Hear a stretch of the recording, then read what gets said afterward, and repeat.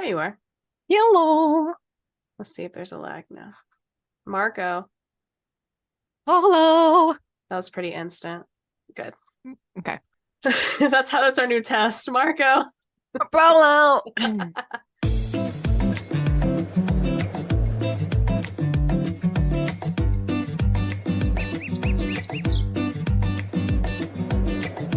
Hello, everyone, and welcome to the show. I'm Blair. And I'm Kirsten, and we are mediocre content. And we're basically halfway through October at this point. Yes, we are. Makes And it me is ill. It It is terrifying. The year Have is you seen basically you've over. seen those memes that are like, it's almost the end of 2023 and I haven't even processed 2020 yet. Oh my God. Why do we feel this way? It's ridiculous. Look, 2020 was in an era of its own. It's literally an entire vibe, an entire lifetime that we all experienced, completely separate from this timeline. I agree. Yeah. Yeah. Just gets worse with age. Unfortunately. It's awful. But I don't it's know. okay, because now we're getting into the fall vibes at the same fall time. vibes, yes. Which is great. And I know that it's hard. And look, I'm not one that loves the holiday season. I'm going to be completely transparent. It's usually a stressful time for me. However, I do enjoy the nostalgia of the thoughts of this time. I would agree. This year, and I can say this because my family is aware. This year, Chris and I are doing the holidays on our own, but we're taking like a little trip, which is kind of, I mean, for some families, I feel like that would be kind of controversial. Fair. Okay. Yeah. But we are very excited about it. You should be. Self-care is important. It is. Yeah. Including couple self-care. Right. Yeah, exactly. Yeah. So we're spending the holidays away, hoping to get away from some of the stress. We'll see. Very nice. I don't think that we're doing anything for the holidays either. We're like, that's nice. Planning a trip after first of all, I don't like traveling around the holidays because it's really difficult to get a pet sitter, and also because they're traveling. Right. And also everything's super expensive to travel. You got a lot of traffic because everybody's doing the same time. So we've decided that we're going to kind of make a trip out of our own trip as well in like January, February timeframe. Yeah. So we're like going to do our own thing, but on the way, we're going to be stopping because it's just on the way. So we'll be stopping and saying hey to everybody for nice. Yeah, an after holiday. Yeah. Holiday. All good. Which I think is less stressful because you don't have to fight everybody. You know, you get past the first of the year, and I think that settles things a little better. The only place you have to fight people after the first of the year is at the gym, and Lord knows we don't like going there. So I definitely don't. I've been very good at it, but I can tell you my affinity for the gym is still quite low. Yeah, I would say. Same here. Oh my God. But we have a little bit of extra today. So would you like to disclaim so we can get into it? Sure. So we here like to just be entertainment. We like to have a silly, goofy time. We are not experts on anything that we talk about. And if you have come to the podcast to get any kind of advice or any kind of like legit info for your book report, please do not use this podcast as a source because your teacher will hate you forever. So we encourage you to do your own research and listen to us for purely entertainment purposes and background noise. And background noise. We're the white noise. Today we're starting something a little bit new. Kirsten, take it away. I'm so excited, guys. This is great. Our requests have been answered, and we finally have mediocre mail. Whoa! This is we so just amazing. Got a letter. We just got a letter. We just got a letter. Dun dun dun dun dun. I can tell you who it's from. It's from a listener named Chris. But the thing is, first of all, I want all of you to know we do want your mail. We do. So if you want to send something Whether it's questions, comments, concerns, jokes, smart remarks, you name it, we'll take it so long as it's appropriate and not accompanied with unsequestered photos of weird shit. So keep that under wraps. I just want to be very clear. God. Look, you have to put a lot of disclaimers in there. I know. So The internet is a weird place. it is. And if it sounds desperate, it's because it is. It's because it is. We would love, but we want to know. We don't get a lot of feedback outside of our live streams. And so to get listener mail in some kind of format is really fantastic. So agreed. We want it. The point is, this listener mail is based on episode 45, which was called At Your Convenience, where Blair gave us a rundown of all of the convenience stores, the history of convenience stores, and we talked about some of our favorites and some that aren't really our favorites. Bottom line is, we asked you guys to let us know what your favorite convenience store is, and our listener, Chris, who comes from the United States state Virginia, says that his favorite store is something called April's, which is a little one down the road from him, and it's literally convenient because it's one of the only ones close to him, apparently, since he kind of lives outside of the city, so he can stop in, get his snacks, going to and from work. It's close. It's cute, and it's also not mainstream convenience. So this isn't like a Wawa or a Buc-ee's or whatever you're used Which to. we did talk about those We did. as being our favorites, I think. But right. Yeah. So this is kind of like that. And it's super cool that it's off-brand and probably kind of a locally owned situation. So I think that's super cool. And thank you, Chris, for sending in your mediocre mail. If you would also like to send it, feel free to do so at mediocrecontentpodcast@gmail.com or slide into the DMs over on Instagram or TikTok, which are both at Mediocre Content Podcast. Indeed. And that's it for mediocre mail. Gotta say Very it just exciting. Like that. Yeah. Maybe one of these days, if we like make any money, I'll get a soundboard and we can have Kirsten Science Corner and Mediocre Mail as like a little. Yeah, exactly. Yeah, we just need a sound effects board. Yeah. I think am I also doing the good news? You are also doing the good news. I'm sorry. And then I'll take it from there. You won't have to do anything else after that. Okay. And this is no longer the science corner, which is fun. Since we're in October, I kind of figured it'd be cool to have a little bit of pumpkin theme good news. Obviously. So at the Malvern Autumn Festival in the United Kingdom, growers from across the aisles showed off their truly frightening proportions that vegetables can grow to, headlined by massive pumpkins brought in on a freaking forklift. And if you're not forklift certified, you don't count. Those are the rules. Wow. Hey, I don't make the rules. I just follow them. Fourth place winner,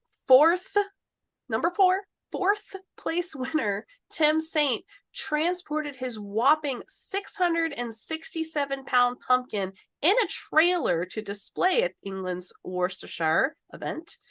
Even though he Worcestershire, like the sauce. sauce. Even though he needed a pallet, trailer, and industrial strapping to move the thing, he was a small fry compared to Curtis Leach's first prize-winning pumpkin that arrived at weights usually reserved for cars.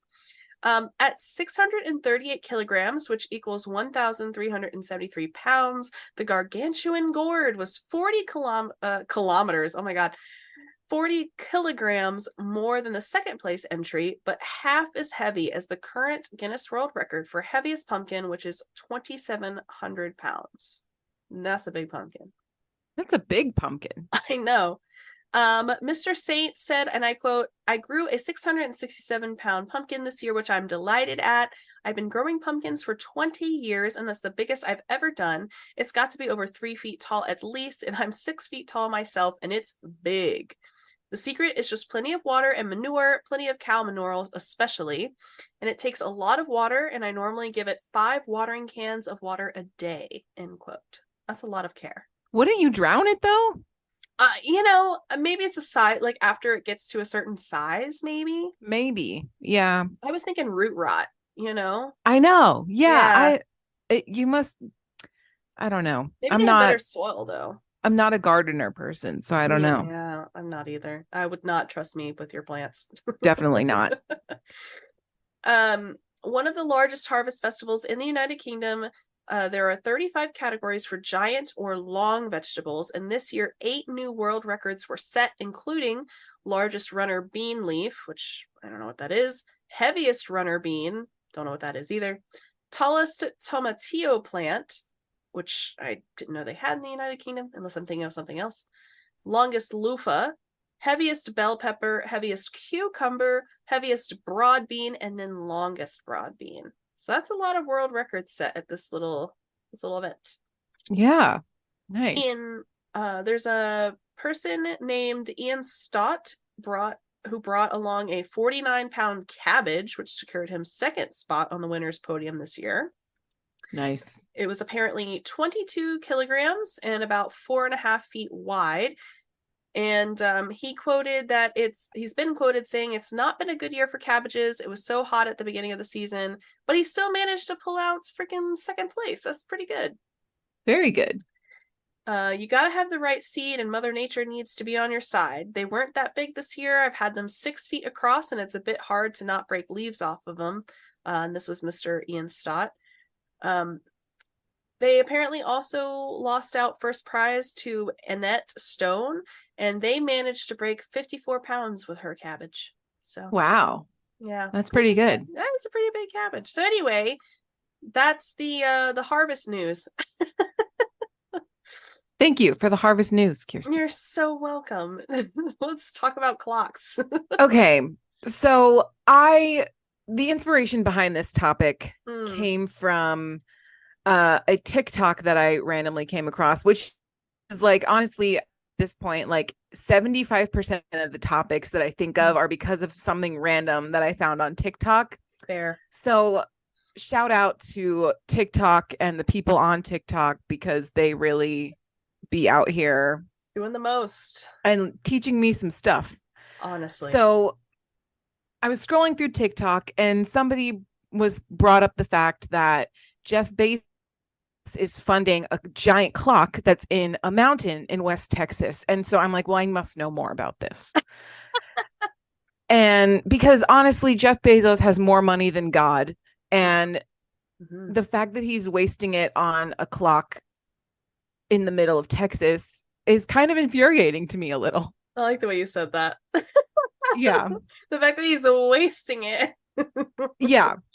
So anyway, you guys can make up your mind after I give you the deets. But so back in 2018, the news broke that Amazon's Jeff Bezos was building a giant 10,000-year clock inside a mountain in West Texas. Once completed, the clock will stand 500 feet, 152 meters, tall, and will be powered by the Earth's thermal cycles. Now, you may be asking yourself, Blair, why is it a 10,000-year clock? And to which I will say, we'll get to it. Obviously, I didn't even get to ask. Obviously, the clock has been under construction for a while now, and it should be noted that the clock, called the Clock of the Long, what the heck, Bezos? is actually the idea of computer scientist and entrepreneur Danny Hillis, who first conceived of the idea back in 1986. So what will this clock do? Not much. It's just going to tick once a year and chime once per millennium. And that's it. That's the function of the clock. I didn't expect to laugh. It do be, I'd be ticking and talking, but not very much. Right. All around the clock. Ooh, rough. All right. So the clock is engineered to require minimal maintenance and powered by mechanical energy harvested from sunlight, as well as when people visit it. So when the clock is finished. Excuse me? Is it siphoning the human soul? No. So when it's done, people will come to see the clock, which I'll tell you how and why and all that. Okay. And then you can wind it, like when you wind a regular clock. Okay. And that generates power, but it doesn't need that. It just needs the sunlight. But this is just added bonus for the clock. I don't know. Anyway. This thing was like eating humans. No, it is not eating humans, contrary to popular belief. Now, side note, to give you an indication of this, of like, so I'm on the website. There's an official Mhm. website for the clock, Oh, right? I gotta see Because that. it's run by an entire organization. Of course. It's and we'll talk about it, I promise you. But the website, all the dates on the website are written like 02022 for 2022 because it's all written to Ah, last for 10,000 years. right. Right. So, like, the dates reflect the belief that there's going to be a human existence in In 10,000 10,000 years. years. Right. Yeah. Okay. All Okay. right. Mm-hmm. Right. So, the clock will mark time with an astronomic and calendric displays. And the chime generator, designed with the help of Brian Eno, that can produce over 3.5 million unique bell chime sequences, one for every day the clock is visited in the next 10,000 years. Why? So, yeah, 10,000 years is about the age of modern civilization. So the clock will measure out a future of civilization equal to its past. Okay. It assumes our civilization is in the middle of whatever journey we're on, an implicit statement of optimism. So there's a lot of like philosophy going into this as well. When did we say the sun was going to explode? You know what? We're not talking about science right now, Kirsten. We're talking about the hope for humanity. Go back to your corner. Oh my goodness. It is still being assembled deep inside a mountain in West Texas. So why? Why would anyone build a clock inside a mountain, the hope Yeah. that it will ring for 10,000 years? Yeah. And this is where it gets a little fruity. You think this is where it gets fruity? Okay. Part of the answer, this is from Kevin Kelly, one of the creators of the clock and supporters of the clock. Okay. Just so people will ask the question, and having asked it, prompt themselves to conjure with notions of generations and millennia. If you have a clock ticking for 10,000 years, what kinds of generational scale questions and projects will it suggest? If a clock can keep going for 10 millennia, shouldn't we make it sure our civilization does as well? If the clock keeps going after we're personally long dead, why not attempt other projects that will require future generations to finish? The larger question is, as virologist Jonas Stock once said, are we being good ancestors? So that's part of the reason we want, but like, again, me reading this is like, we have so many more problems now. But we're building a clock. Why are we like dealing with or trying to put forward goodwill for the 10,000 years in the future with a clock. That's right. Correct. Yeah. Because the fact that he even stated, why shouldn't we then make our civilization, like, why should our civilization, I don't know, because maybe we should be solving I think problems. So I think the clock is going to be the symbol of that idea. I don't want a symbol. Like, I want a solution, Kelly. Right. No, I agree. So yeah, so this is why is why. So then the next quote from Danny Hillis, who again is the original like thought idea person behind the clock. It was not Jeff Bezos, it was this guy. 10,000 years. The lifespan I hope for the clock is about as long as the history of human technology. We have fragments of pots that old. Geologically, it's a blink of an eye. When you start thinking about building something that lasts long, the real problem is not decay and corrosion, or even the power source. The real problem is people. If something becomes unimportant to people, it gets scrapped for parts, or if it becomes important, it turns into a symbol and must be eventually destroyed. The only way to survive over a long run is to be made of materials large and worthless, like Stonehenge and the pyramids, or to become lost. Just as Stonehenge and the pyramids help us imagine our long past, the clock invites us to imagine our long future. That quote made me mad.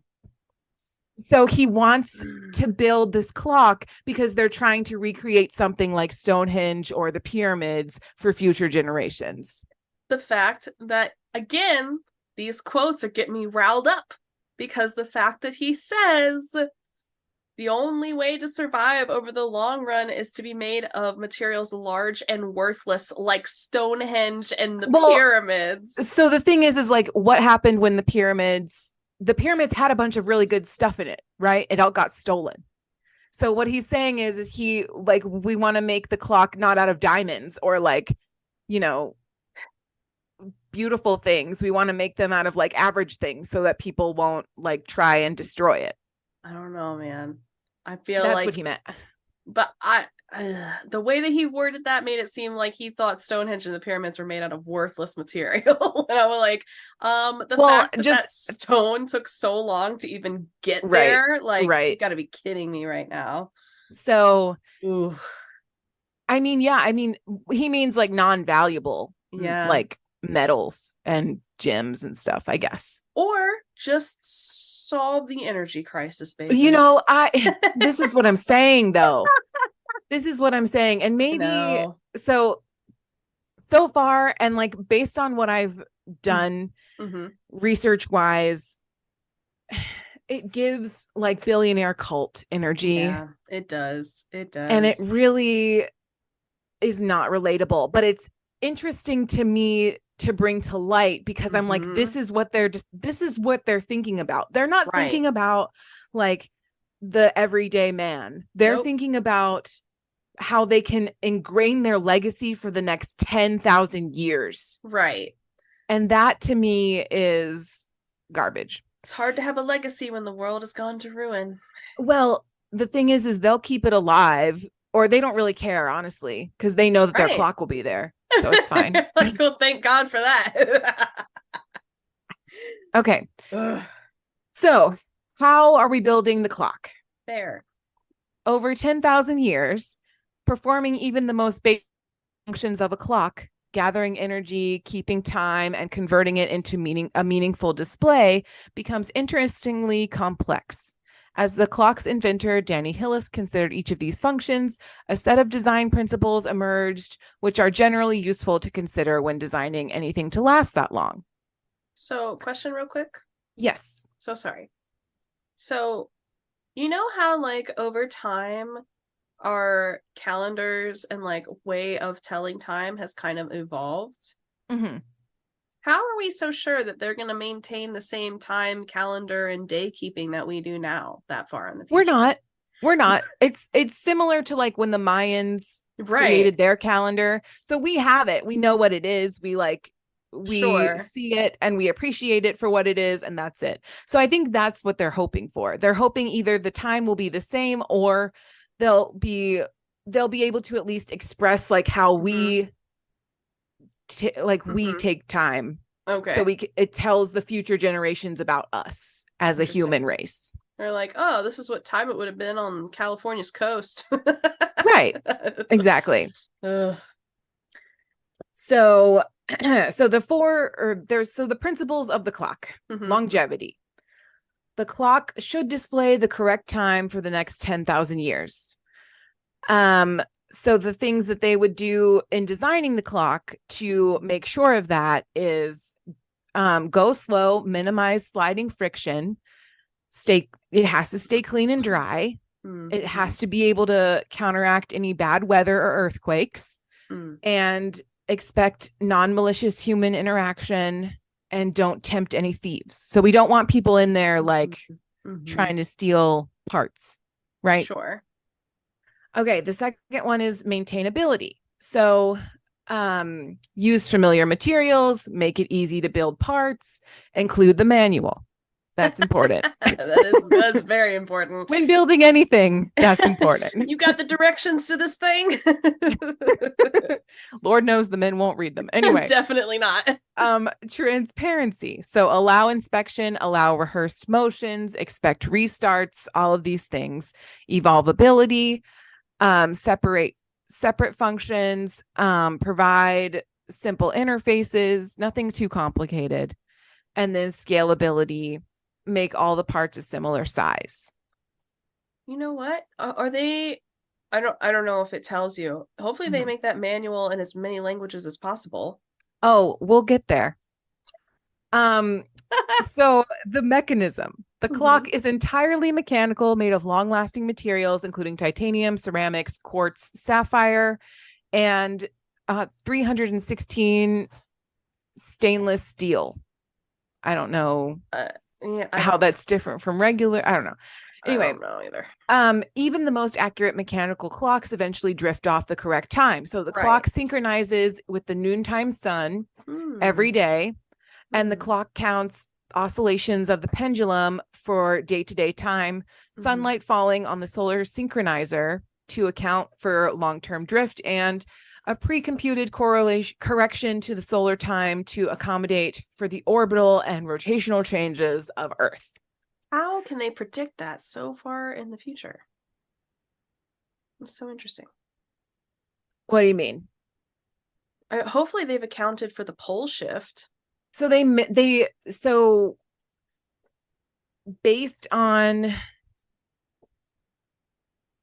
so they might not, and it might be off depending on I don't know how many scientists are involved in this situation. So well, clearly they're not many. Kirsten being the chief scientist. Scientists, and I'm just sitting here because we talked about that's going to be that lull between when it switches the poles and that in between stage. So number one, that's going to mess up a lot of things anyway. But number two, once the poles officially switch, does the clock know that? That's crazy. Right. So I don't know. Yeah. And it's one of those things where that's 5,000 years from now's problem. Hey, it's not, but if I don't know. Or maybe they'll account for it based on how the sun is moving. I don't know. That's true. If it's got the sun as another marker. Yeah, because it does synchronize with the sun every day. So there's that. Okay. I know you already hate them, but you don't have to be so judgy, okay? I don't hate them. I'm just miffed that this is the focus. Oh, I agree. Yeah. So basically this clock is going to be a display of the Gregorian calendar, which we already kind of talked about. And yeah, so there's different components of the clock, which we'll talk about. Okay. My husband just passed me a note. Hold on. No passing notes in class. We're trying to learn. Oh, okay. So he knows the answer to the 316 stainless steel situation. Listener mail. Mediocre mail. Instant. From across the office. All right, here we go. The number for stainless steel is because it can have different alloy compositions. That's what it is. Yeah. Okay. Because I've heard 316, but I've never had any moniker for it. What? Yeah. Okay. Thanks for the mediocre mail. Yeah, exactly. Perfect. All right. So, okay. Components of the clock: the solar synchronizer. The sunlight enters the mountain through a south-facing synthetic sapphire window, heating up a chamber of air, which moves a graphite cylinder. The movement synchronized timing.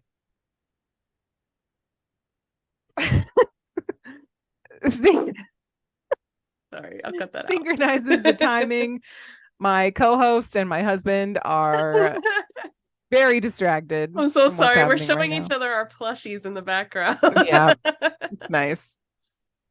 It's fine. I look over and nobody cares about what I'm saying, but it's fine. I care. He distracted me. It's his fault.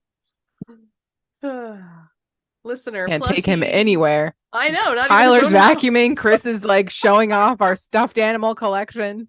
Actually, I think I don't know if it's this episode or it'll be the next one that has that. No, it's out. It's out. It's out. Okay, good. Yeah. Enjoy it. I hope everybody enjoyed that.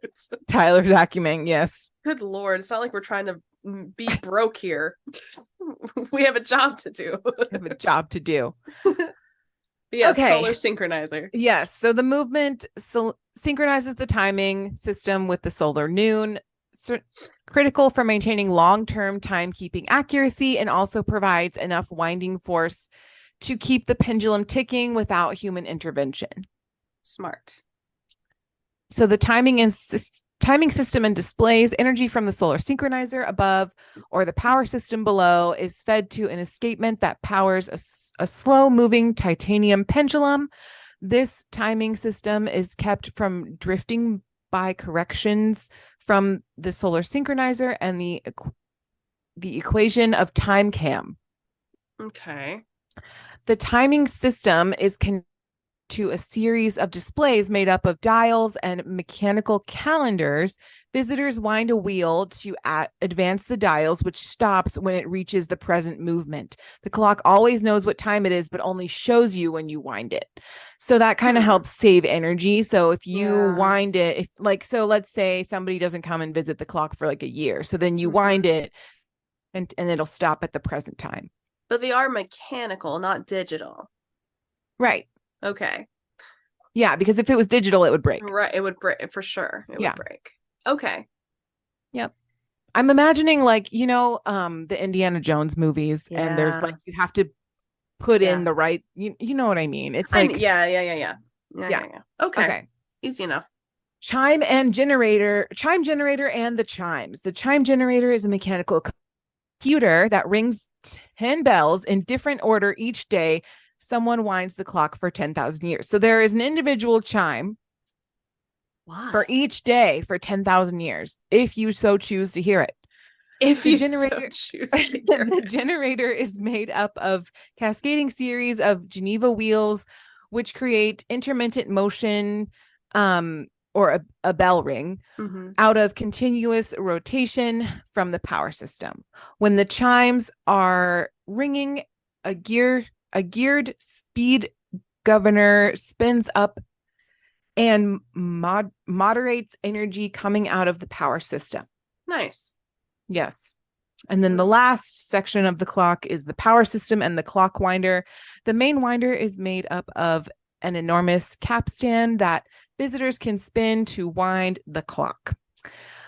Both the main winder and the solar winder store power with a large weight hanging from a rack gear. The power from this system is used to power the clock and ring the chimes on any day that the clock is fully wound. The rest of the time, any energy remaining after powering the timekeeping mechanism is stored, ensuring the clock can run for many years without sunlight or human winding. I mean, it sounds like they've got most things thought about. Yeah. I just, well, Yeah, I know. In theory, it's cool, right? Like, it is cool. It's very cool to think about. And I think, like, to have to think of how to make things last longly, I understand that. Like, that makes sense. Yeah. I just wish they were applying it in something useful. I agree. I agree. Like, this is cool, but not necessary. Right. So in the next section, we're going to talk about like how to get to the clock and the Long Now Foundation. Also, I hate the fact that it's called, what did they call this silly thing? It was the clock of the long. Ugh, yes. It's name. So stupid. Anyway. All right. So enjoy the ad and we'll see you guys on the other side. We spend a lot of time joking about our mediocrity and how we can't believe people actually listen to our pods and join our lives. Despite that, the truth is we are so thankful to have our little community, and we want to send our special thanks to all you MCP fam members for continuing to stick with us every episode. It does not go unnoticed. It might be cheesy and a little cliche, but we truly want to thank you for listening to our pods and engaging with our content as we slowly grow our platforms. So from us over here at Mediocre Content Podcast, thank you. Now, enough of this mushy stuff. Let's get back to the pod.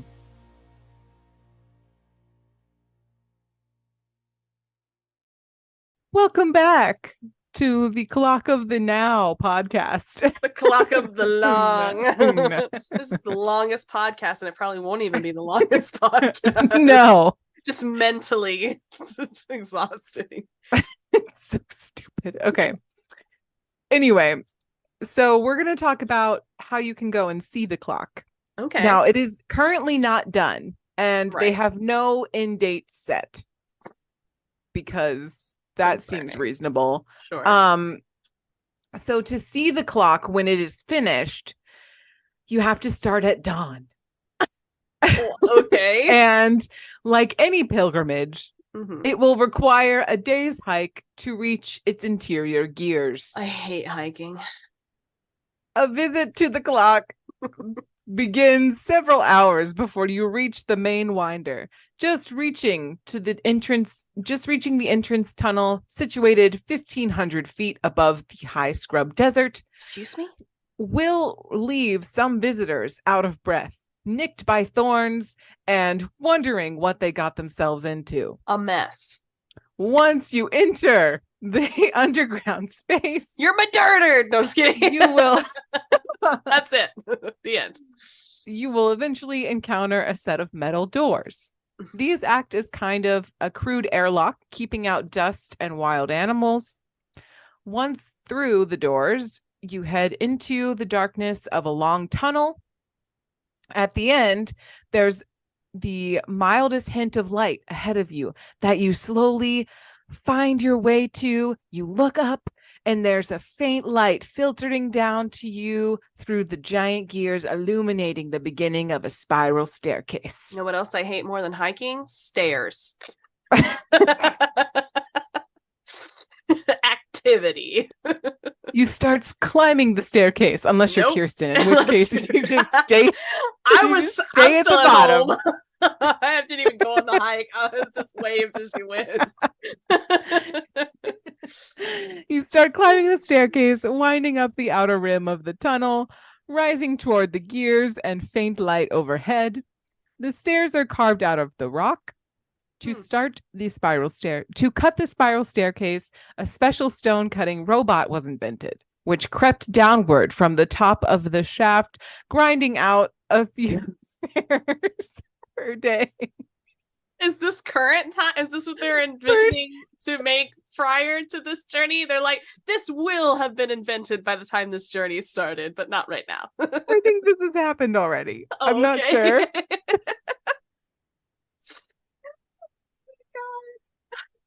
This is good. Whoever wrote this website is amazing. I love you so much. We need to meet. You could be an author.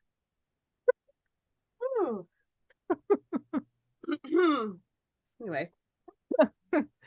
After climbing about 100 feet, the first clock part you encounter is the drive weight of the clock's power system. This is a large bronze egg filled with concrete, about the size of a small car and weighing 10,000 pounds. That's pretty heavy.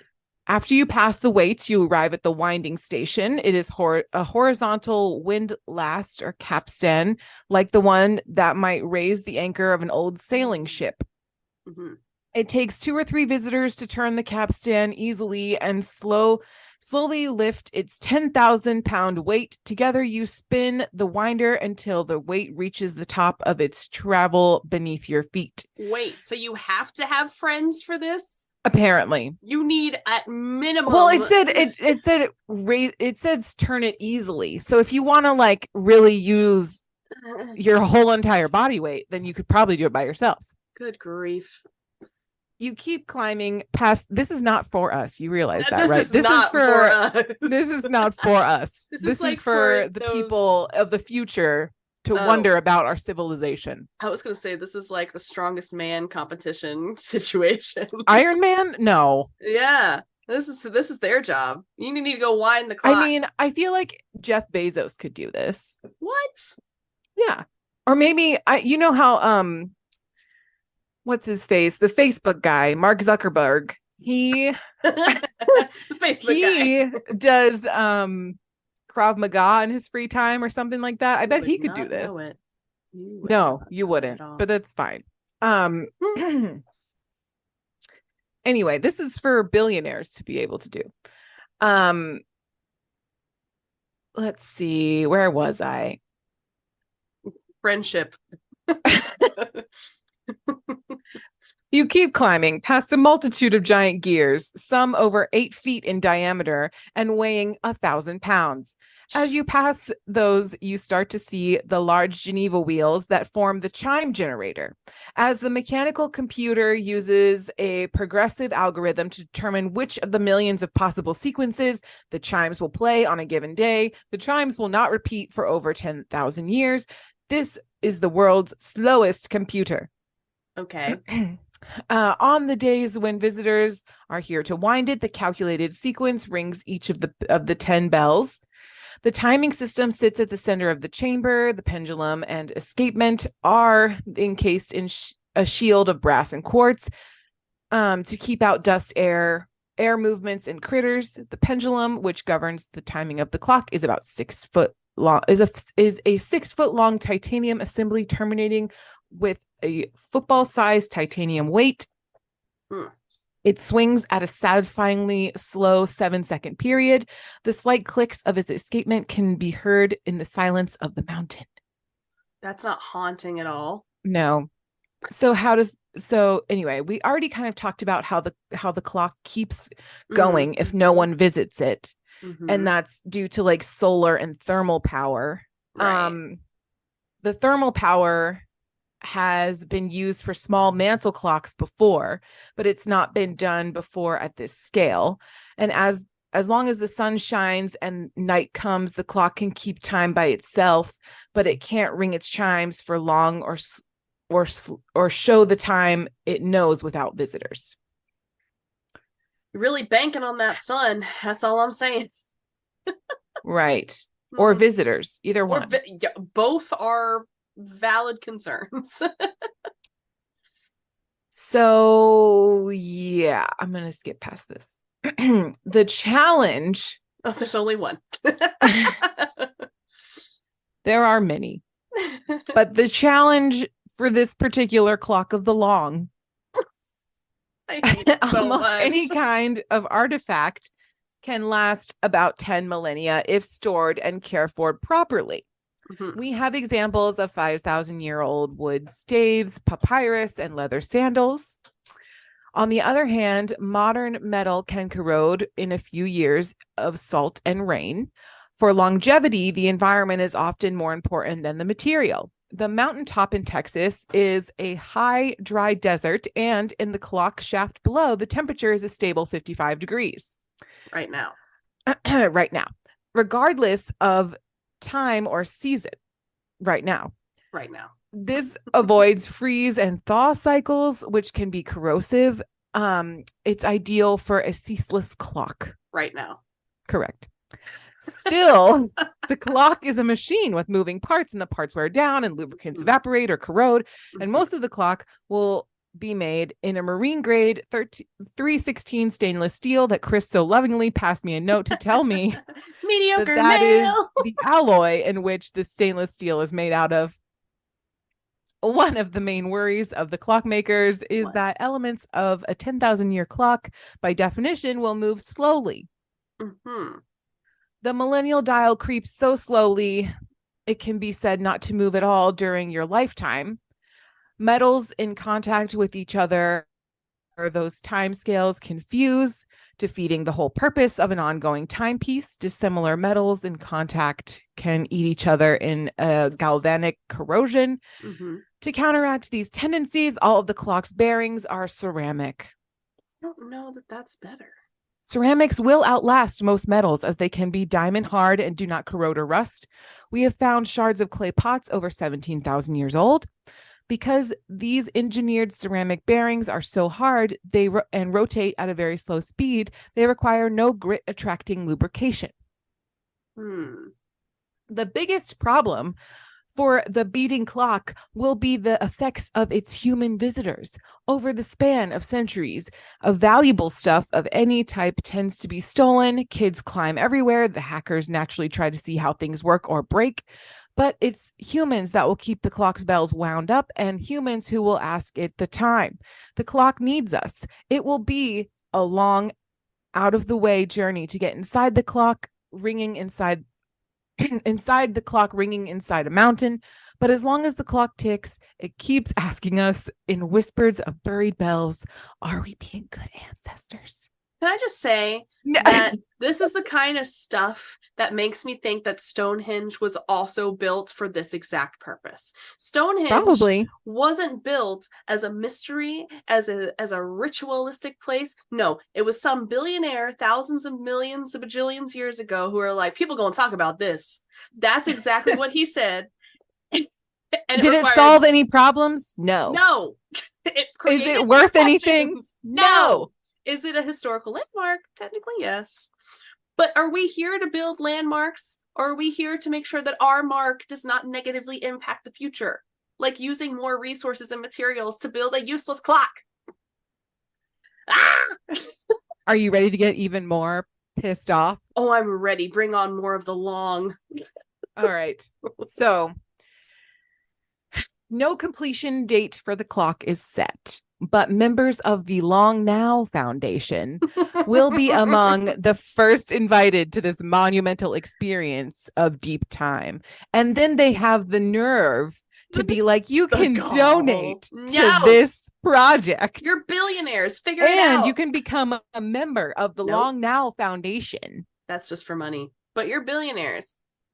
So seems like a you problem. Also, I'm more concerned that there isn't a completion date, because what if it takes 10,000 years just to make this thing? I mean, I don't know. The pace. I mean, the pyramids took forever. They took 30 years. Yeah. This is, I mean, it's not a pyramid. It's only been 2. Yeah. That we know of. 2, no, yeah. 4. 4? Because the news broke in 2018, so it had started at least in 2018. Okay. So it's been 4 and some change. Yeah, we got a long way to go. Yeah. Anyway, I don't know. There's pictures and video on the website if anybody's interested. There's also like a YouTube video of like, whatever. So the Long Now Foundation's mission statement is: our work encourages imagination at the time scale of civilization, the next and last 10,000 years, a time span we call the Long Now. We hope to help each other be good ancestors, and we hope to preserve possibilities for the future. With a clock. And they have several projects. Okay. Naturally. One of them is the clock. Right. Another one, which I find kind of fascinating, is the Rosetta Project.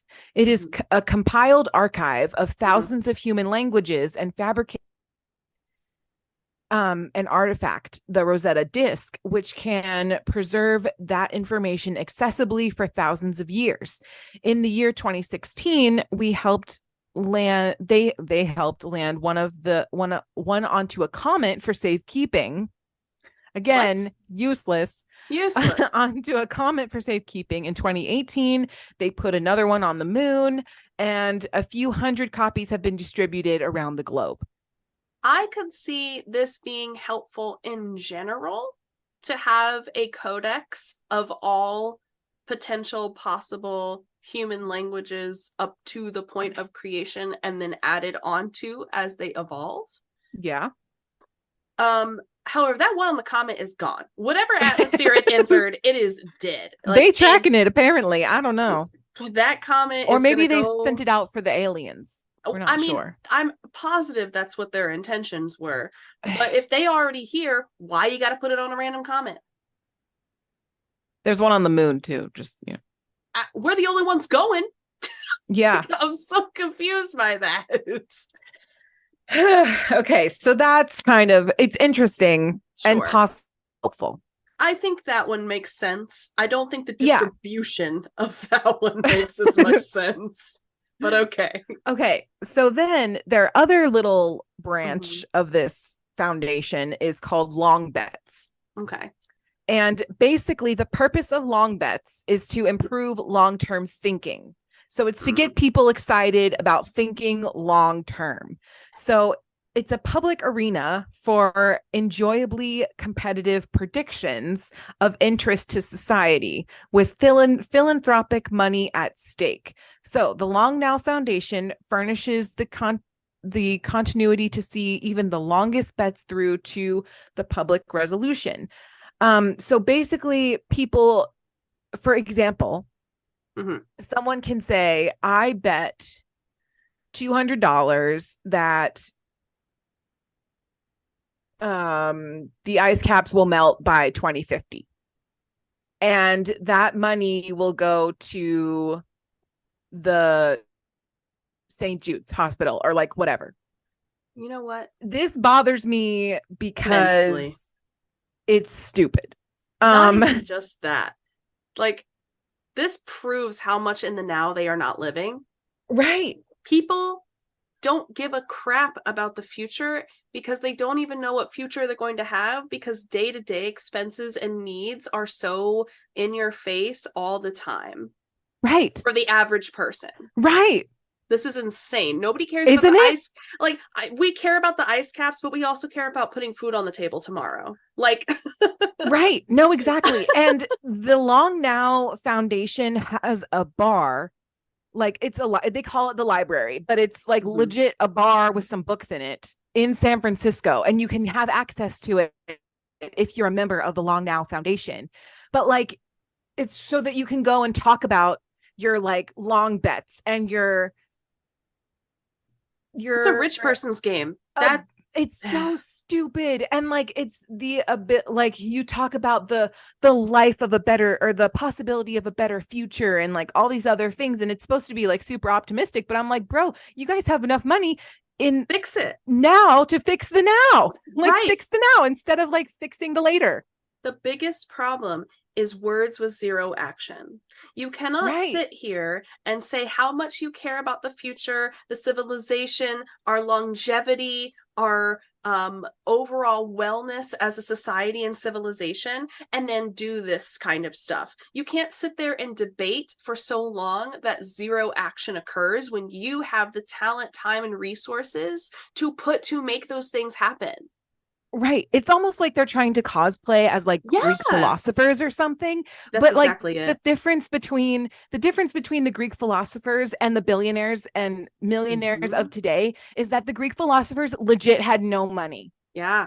Zero money, but tons of the mental capacity it took to try and foster enlightenment, change, and civilization growth.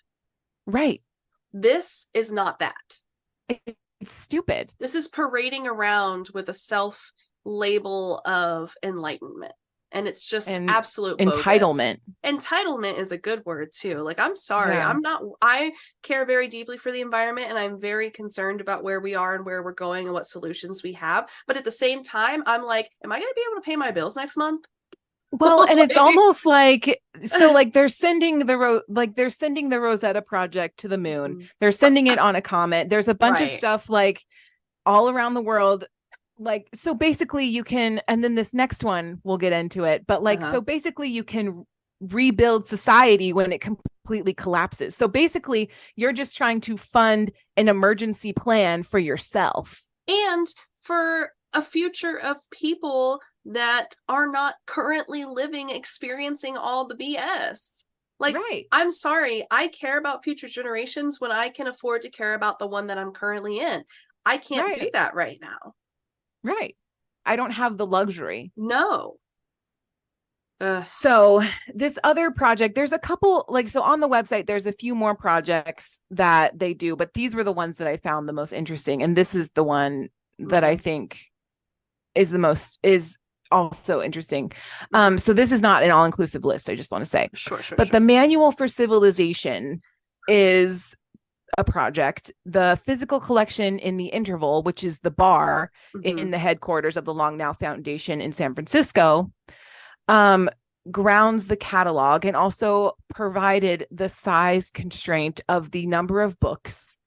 But the Long Now community is global, and the reality is that a few Long Now members have the opportunity to peruse our Bay Area bound library. So they're basically, it's a collection of books that they are trying to digitize so that the library can be shared with the world. And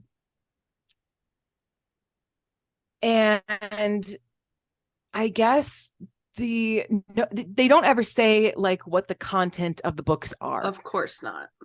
But I'm assuming that it's like things that are important to civilization. You know, look, this sounds like the beginning of movies like that have a group that's on the outside and a group that's on the inside, and all the haves live in the city and rule and create all these random rules with all these Well, random it's giving civilizations. it's giving dystopian, and it's also Yeah, giving very much like what is that? Divergent to Squid me. Games, Squid Divergent, like Games, that yeah, kind of stuff. exactly. Gross. So Not a fan. Not a vibe. no, and it gives like the all of their literature and stuff. Like I looked Yeah. through their website, and all of it is very much come join us. Like we know what we're doing. We're thinking about the future.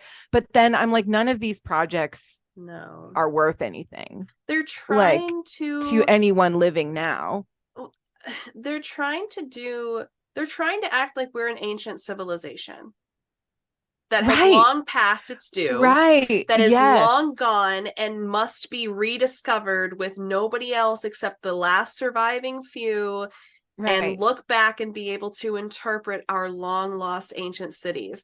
That is not what, like, you're living in the current now, not the long now, but the current now. Right. And the current now has tons, literally billions of people in it right now, Yeah. right Right. this moment. Right. And it's almost like they're condemning the Yeah. people now and just like trying to Yeah. set up for next. They're like, there's no chance for you, so we're going to save ourselves. And that's Yeah. gross. It is I'm gross. like, I'm sorry, not sorry. That's gross behavior.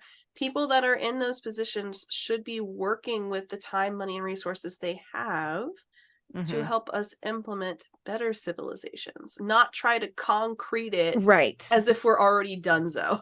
Right. And it's interesting to me that the marketing for the clock has been very Jeff Bezos centered Mm-hmm. and not like the Long Now Foundation. Like that's been Mm. kept very much like you don't see that in the headline. You see, which arguably Jeff Bezos building a random ass clock is a better headline. It is. But like, I don't know what role he has in this foundation. I don't know like Yeah. what, is it just a bunch of billionaires like getting together and then Probably.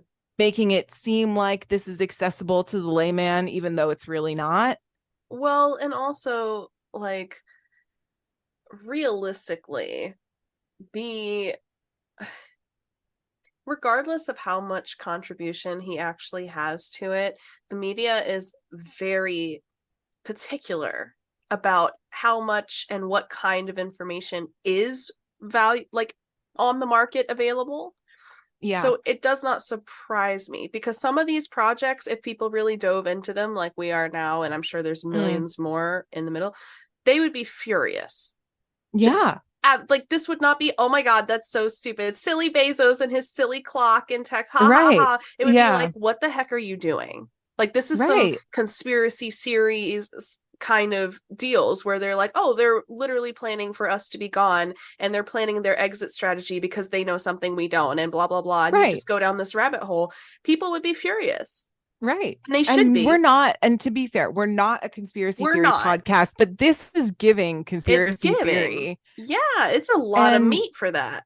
it is. And like, who knows how much money this foundation has. Yep. And like where that's going and like what. Also, I'm sorry to add one more thing.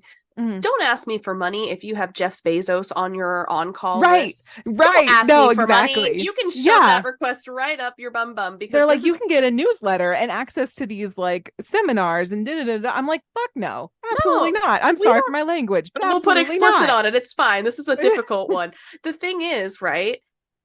No one in their right mind would contribute to this who lives as the modern man. Right? Who, no like, one. You're not spending your spare change on this garbage. No, you're spending it on making sure that, again, you have food on your table, there's clothes on your backs, your kids are taken care of, your house payments are up to the best of your ability, you've got bills and expenses coming out your ears.